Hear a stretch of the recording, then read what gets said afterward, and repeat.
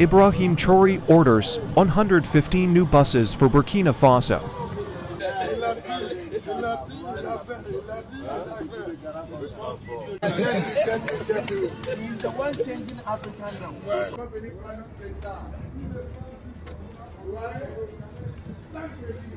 What just happened in Burkina Faso that could change how its cities move forever? Overnight, 115 brand new buses appeared on the streets, backed by hundreds of newly hired drivers and government-controlled fares. It's not just an upgrade, it's a takeover of urban transport itself. Why would the government make such a bold move now? Let's find out.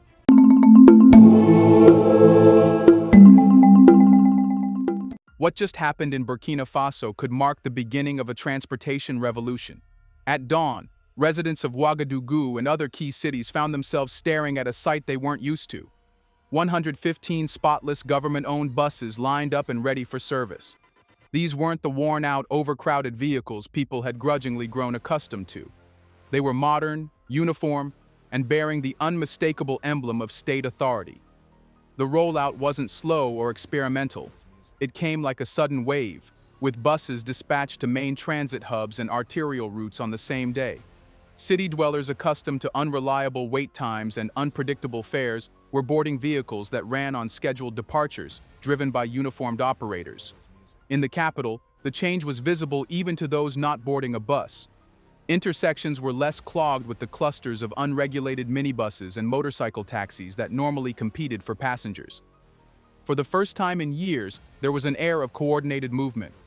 Government officials confirmed that this fleet is part of a wider push by President Ibrahim Chouri's administration to bring urban public transport firmly back under state control. The timing was deliberate. In recent months, citizen frustration over transport inefficiency had reached a peak, with social media filled with videos of commuters crammed into unsafe vehicles, stranded mid-route by mechanical failures, or forced to pay inflated prices during peak hours. The new buses were not just meant to provide an alternative. They were a direct statement that the state was stepping back into a space it had largely ceded to informal operators. The way the launch unfolded left no room for doubt about the government's intent. These buses weren't scattered haphazardly into the existing mess. They were deployed strategically. Routes were mapped in advance to connect major neighborhoods, markets, schools, and administrative centers. Special attention was given to high-density corridors where delays and overcrowding had become routine. In some cases, stops were placed in areas where residents had previously been underserved or completely ignored by private transport operators. Public reaction was swift and mixed, but overwhelmingly curious. Older commuters recalled the last time the government attempted large-scale transit operations decades ago when mismanagement and funding shortages led to service collapse. Younger riders, however, saw this as something entirely different, a modern, well-equipped service that didn't feel improvised. Some even compared the sleek, brightly painted buses to those in North African capitals, suggesting a sense of national pride was beginning to attach itself to the project. Behind the scenes, the government had been preparing for this rollout for months. The procurement of the buses was followed by a careful recruitment process for drivers, all of whom underwent state-supervised training. Mechanic teams were assembled in advance to handle routine maintenance, and ticketing systems were tested quietly before public launch.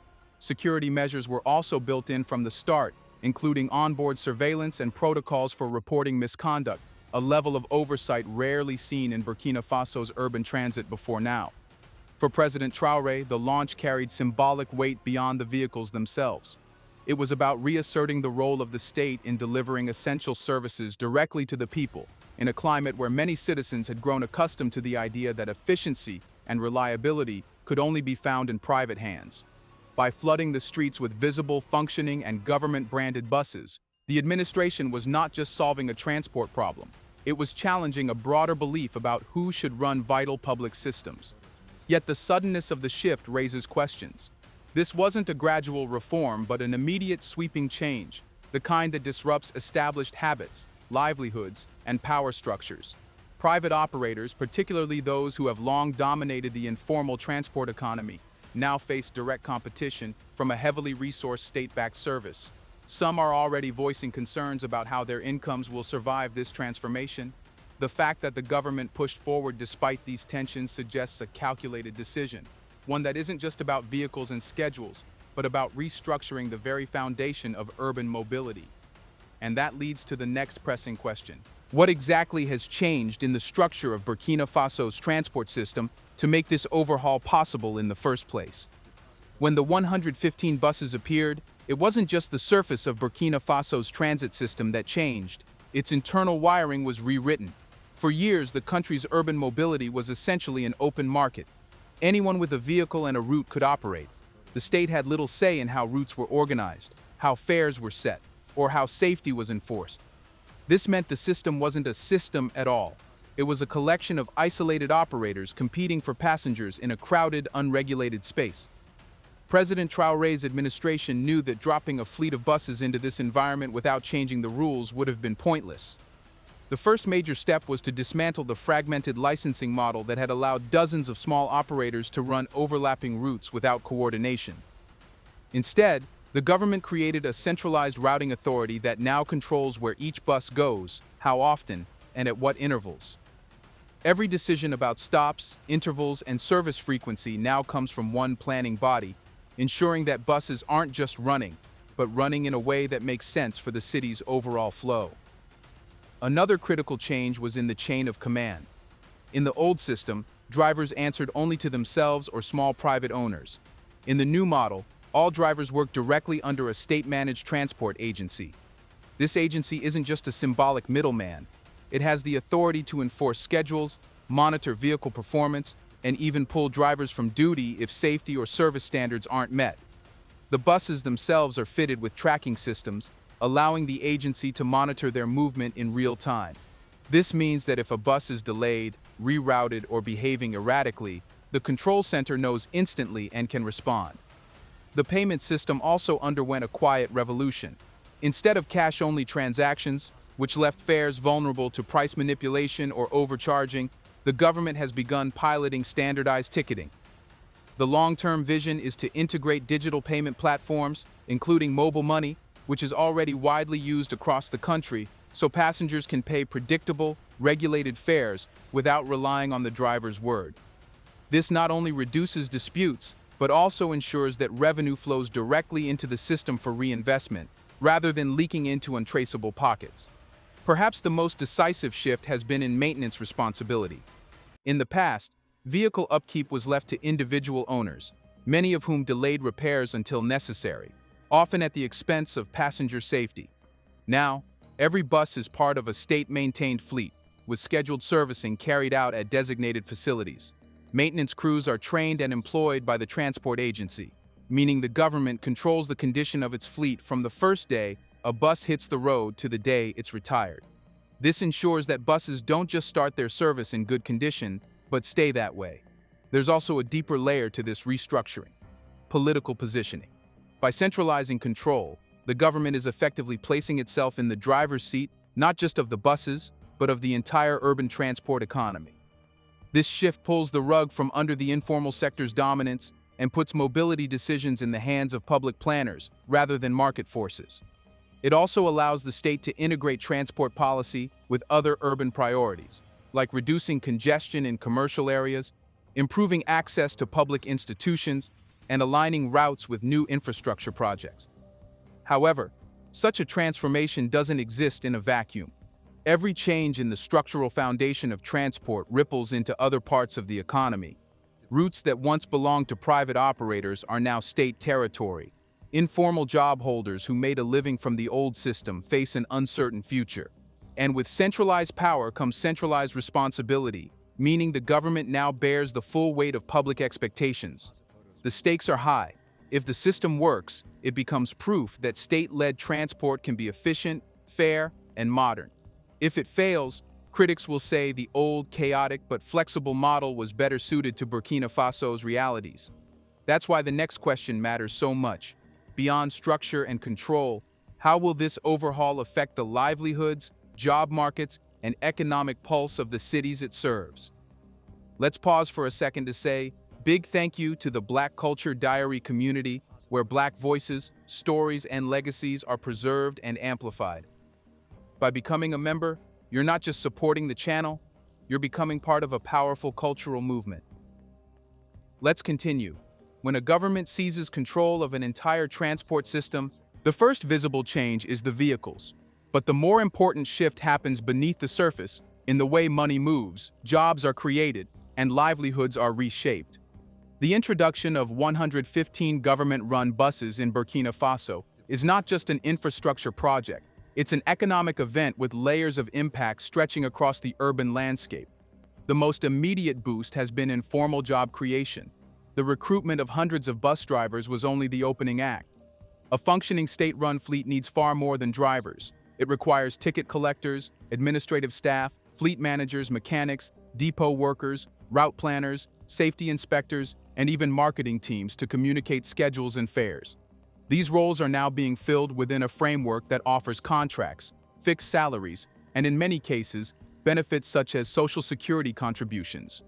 For workers accustomed to the uncertainty of informal gigs, this shift represents a form of economic security that was largely out of reach before. Beyond the direct payroll, there's an emerging secondary job market. Suppliers of spare parts, fuel providers, cleaning crews, and uniform manufacturers are all benefiting from the state's procurement orders. A stable transport system guarantees predictable demand for these goods and services, allowing suppliers to invest in stock, equipment, and labor with confidence. In effect, the buses have set off a chain reaction in which small and medium-sized enterprises tied to transport can operate with less volatility. The benefits are not confined to those directly linked to the fleet. For ordinary citizens, the economic impact is tied to time and cost savings. In the old system, commuters might have had to take multiple loosely connected rides, often paying more and waiting longer between connections.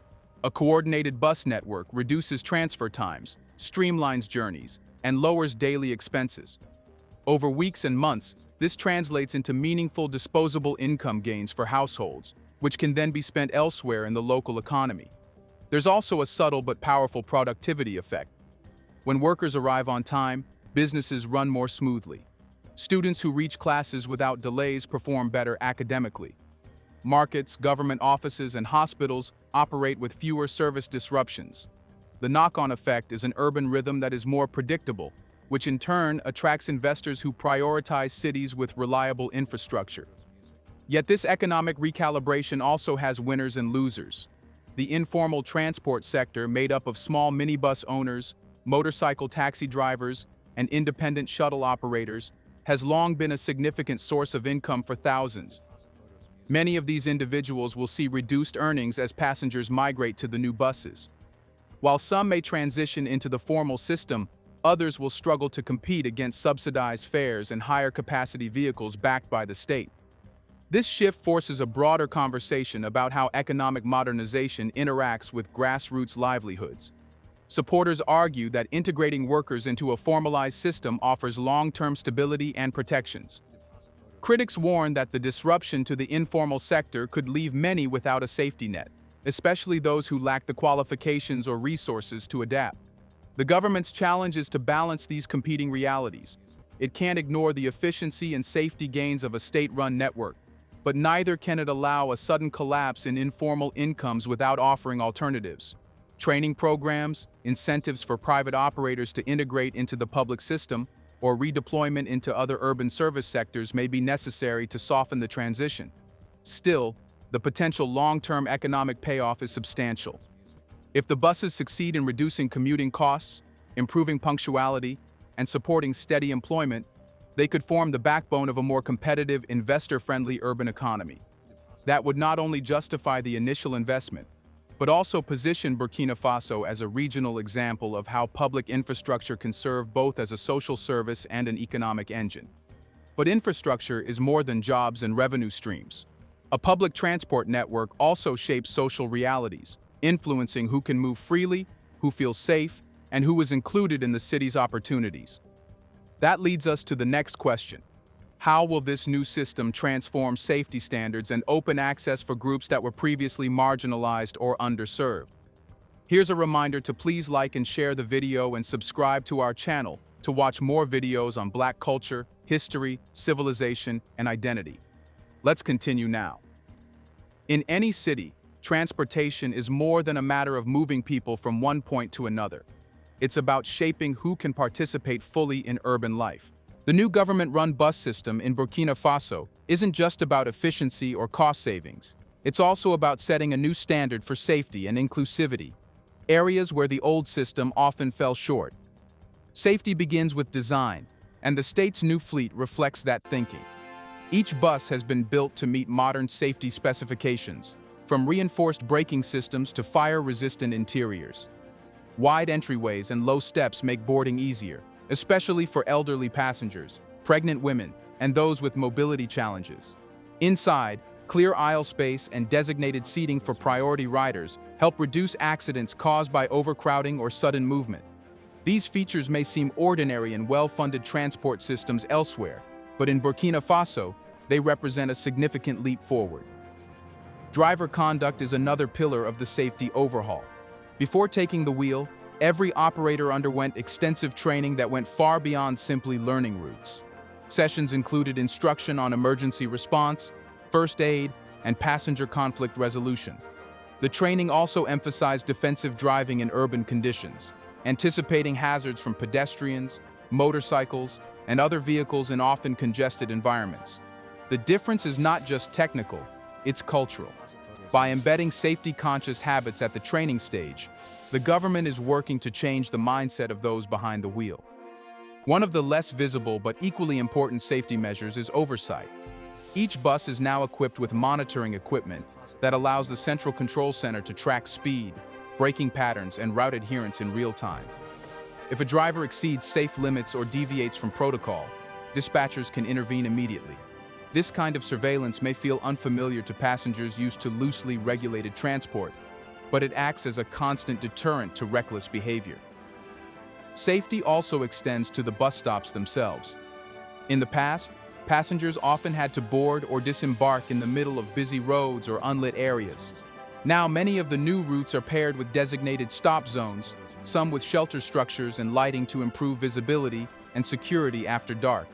For those commuting during early morning or late evening hours, this added infrastructure can mean the difference between feeling safe and feeling exposed. Inclusion is the other half of the equation, and it's being approached just as deliberately.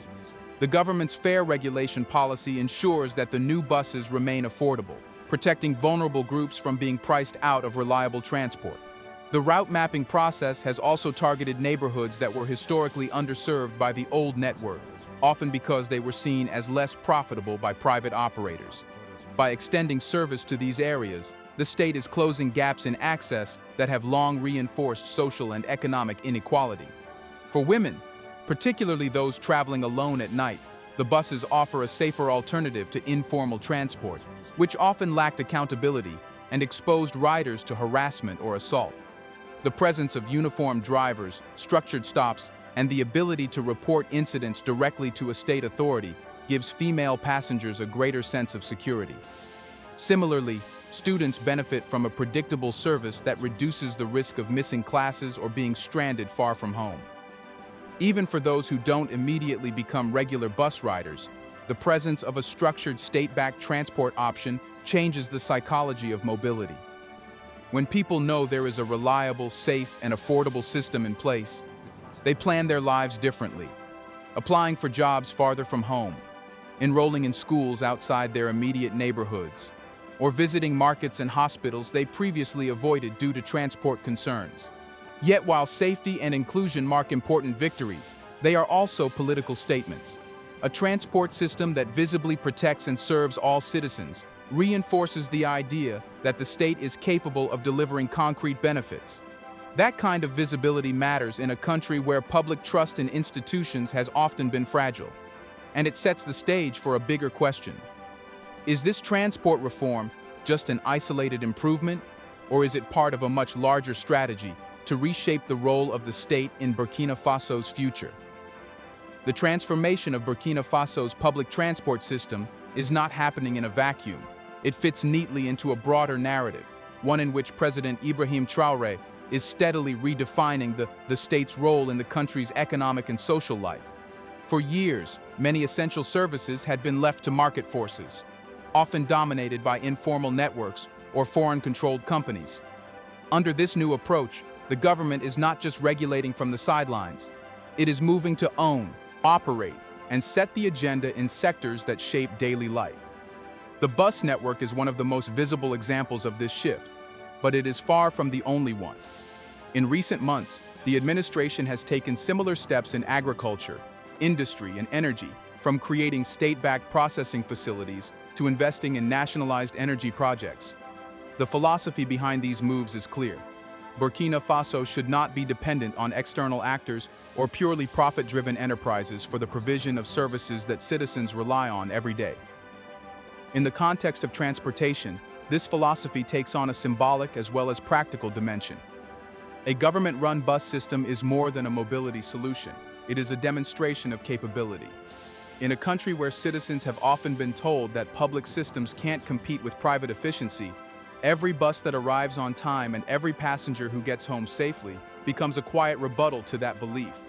Strategically, the buses also give the government leverage over urban planning in a way that was impossible under the old model. Now, transport routes can be aligned with housing development, commercial zones, and public institutions, allowing the state to shape the city's growth rather than reacting to it. This control can be used to ease congestion in certain areas, encourage economic activity in others, or connect underserved neighborhoods to the wider urban economy. Over time, this kind of planning can shift population patterns, business investment, and even property values. There's also a geopolitical element to consider. In many developing countries, public service overhauls are tied to foreign funding or multinational contracts. Burkina Faso's transport reform, however, has been presented as a domestically led initiative, reinforcing the administration's image as resistant to external dependency.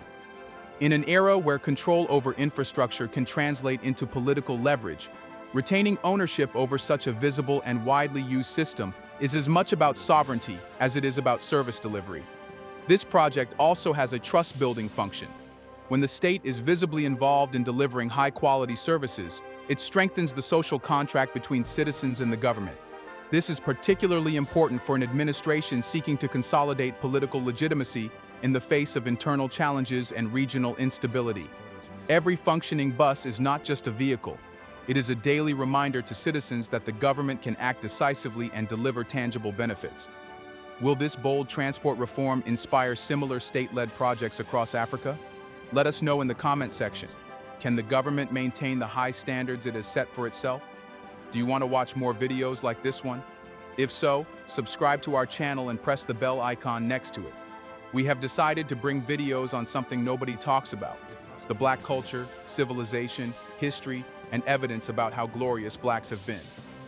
Thanks for watching, and until the next video, stay tuned.